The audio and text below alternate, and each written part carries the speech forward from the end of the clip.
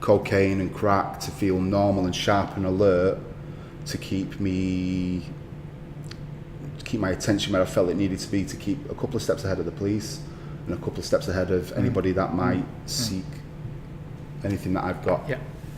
And there was certain things happened towards the end of that where things were starting to deteriorate for me, where people that we were close with were kind of taken off the streets and held for a bit, and you know, so there was kind of pressure coming on. There was kind of bits of conflicts kind of picking up within with different groups. Whilst also feeling that, you know, every car that drives past the house is a police car.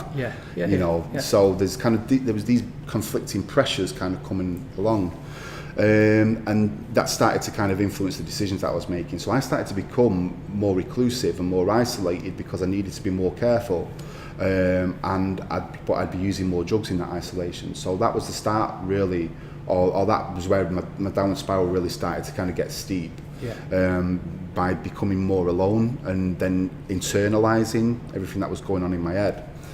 And you know, when it was getting dark and deep for me, the types of things that were going through my mind was about how much of a shit human being I'd been throughout life. You know, my relationship with my son was kind of pretty non-existent. You know, I'd hurt everybody that was close to me in one way or another. I'd let people down. You know, there was very little positives that when I was in that mindset, there was very few positives that I could pull out that kind of gave me something to kind of cling to about what good I can offer. So all the kind of negativity that was going through my mind was, it took me to a point over time and through just constant drug use, that there's no point to me. There's no point to me. There's no point to me being alive. Things would be easier. I won't have to deal with all this stuff. So I was kind of a lighter flick away from committing suicide. By that time, I just had one friend that kind of came round, you know, when he'd tell me that he was just afraid of coming round and finding me dead. My partner, she'd gone, she'd kind of wiped her hands and give up on me, you know, and she'd stuck by me for all the way through prison and everything. So the people that were closest to me and saw my emotional vulnerability had kind of give up because I was so stuck within it. And again, that isolation just kind of got me there. And it was my mum coming really and dragging me out of the house where I lived at, and taking me home to her home. That was the catalyst of things starting to change for me. You know, I was half the man that I was. Once I'd started to feel like how bad I was getting as well, what was driving me about my resistance to go out was about, I'd lost all my weight.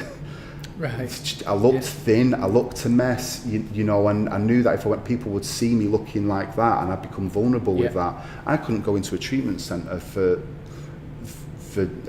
addiction and ask for help.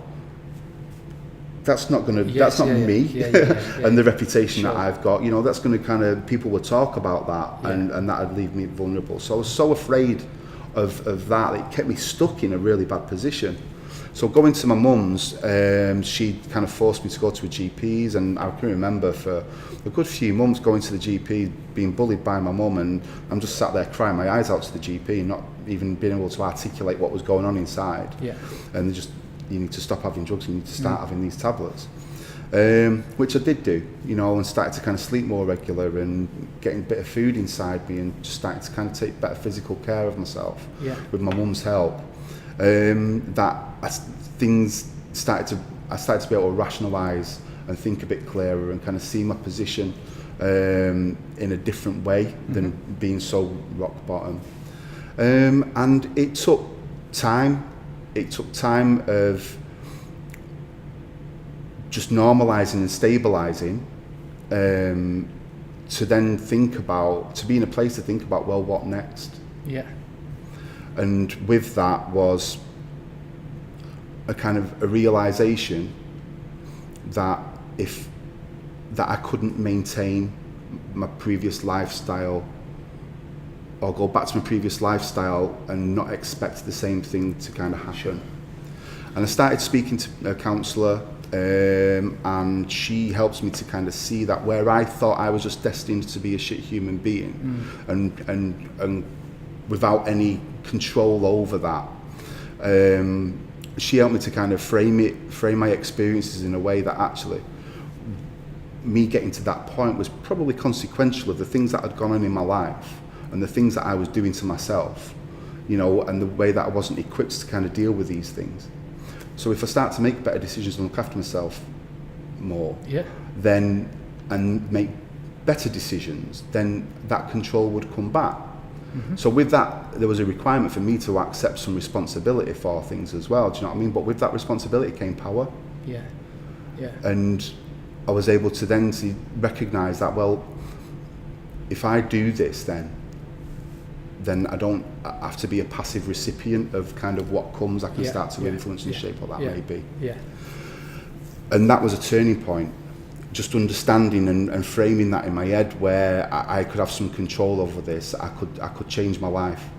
And I think I used the fear of how dark things had got for me and the way that life had become for me, the fear of returning to that place as a motivator, because it was such a scary thought of trying to build a new life, which was separate and different and distinct from everything that I'd known up to that point, without anybody being in a place in that new kind of world saying, look, I'll show you, come and I'll help you out.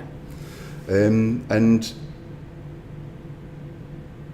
that fear is what I clung to all the times where I wanted to give up and just phone my mates back up and say, I'm back. When getting knocked back of job after job after job, you know, and trying to find a way and direction and purpose and coming up against barriers and obstacles.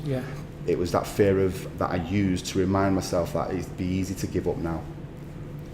But remind yourself about how dark and bleak things were and kind of keep going.